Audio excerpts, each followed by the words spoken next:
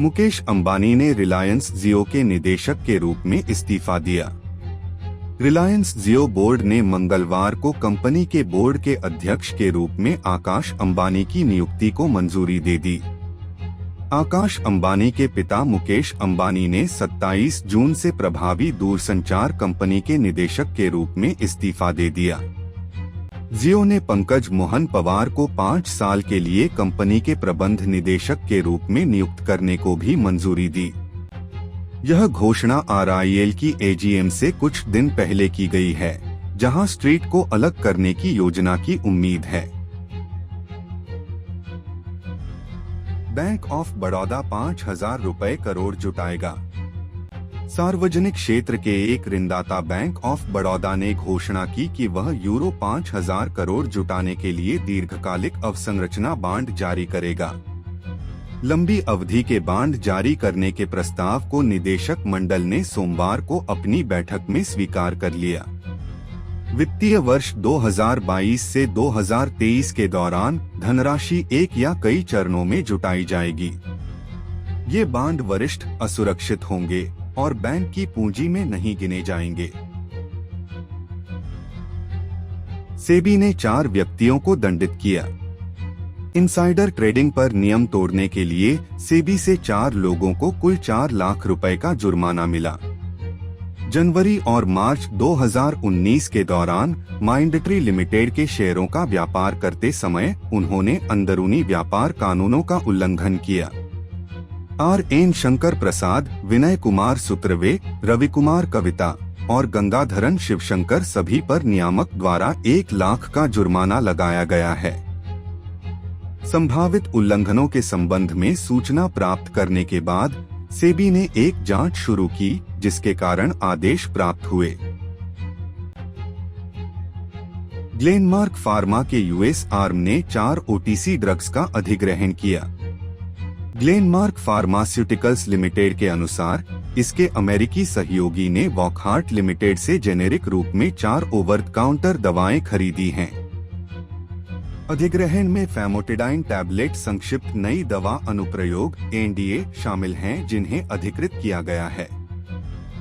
Glenmark के portfolio में 175 उत्पादों को US में बिक्री के लिए अनुमति है। इन आंतरिक फाइलिंग के साथ ग्लेनमार्क अभी भी कंपनी के बाहर संभावित सहयोग की तलाश और जांच कर रहा है। तेल रिफाइनरियों के शेयरों में तेजी आई। तेल रिफाइनरियों के शेयरों में लगभग 8% की वृद्धि के साथ महत्वपूर्ण लाभ देखा गया। कच्चे तेल की कीमत में सुधार के परिणामस्वरूप इसमें वृद्धि हुई। कमोडिटी बाजार में ब्रेंट क्रूड 1.3% ऊपर 10:15 IST तक $112.38 प्रति बैरल पर कारोबार कर रहा था। रिफाइनरी उद्योग से जुड़े शेयरों में MRPL 8% से अधिक बढ़कर 89 रुपए हो गया। मैनेपैलसिग्ना ने स्वास्थ्य नीति की शुरुआत की। मैनेपैलसिग्ना हेल्थ इंश्योरेंस कंपनी लिमिटेड द्वारा मैनेपैलसिग्ना प्रो हेल्थ प्राइम की शुरुआत कंपनी के कैशलेस OPD में प्रवेश का प्रतीक है। इसमें चल रही चिकित्सा लागत जैसे परामर्श शुल्क, आदेशित नैदानिक परीक्षण और दवा की लागत शामिल होगी। फर्म के अनुसार भारत में स्वास्थ्य देखभाल लागत का 65% व्यक्तिगत खर्च है। मैनेपैलसिग्ना प्रो हेल्थ प्राइम ऐसे खर्चों को कम करने में मदद करने के लिए प्रति पॉलिसी वर्ष 20,000, 30,000 या 50,000 रुपए कवरेज धारकों को देगा। ग्लोबल एक्सप्रेस द्वारा चुनी गई इन्फोसिस।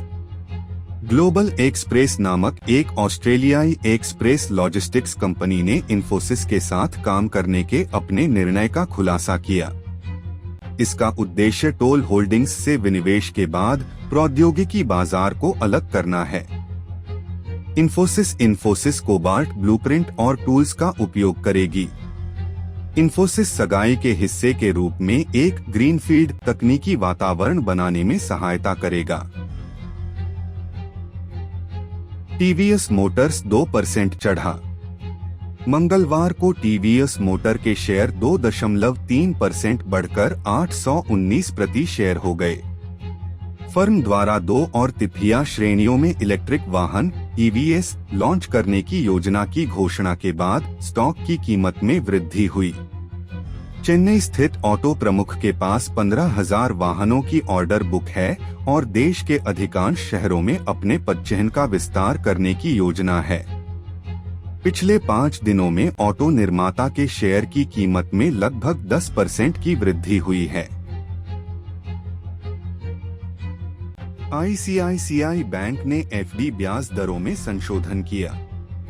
आईसीआईसीआई बैंक ने सावधि जमा पर अपनी ब्याज दरों को 2 करोड़ से 5 करोड़ तक संशोधित किया है। बैंक की ब्याज दरों को आज 28 जून 2022 तक समायोजित किया गया है।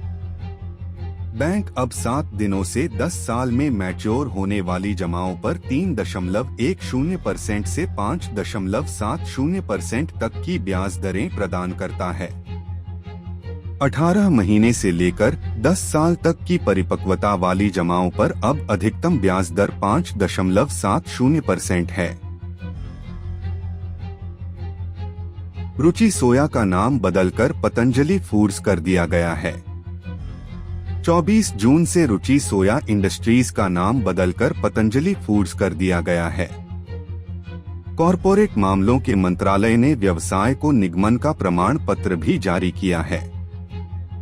रुचि सोया इंडस्ट्रीज ने मई में पतंजलि आयुर्वेद के संपूर्ण खाद्य व्यवसाय को खरीदने की घोषणा की। 10 अप्रैल को रुचि सोया बोर्ड ने कंपनी का नाम बदलकर पतंजलि फूड्स करने का फैसला किया। Thank you for watching. Subscribe for regular updates.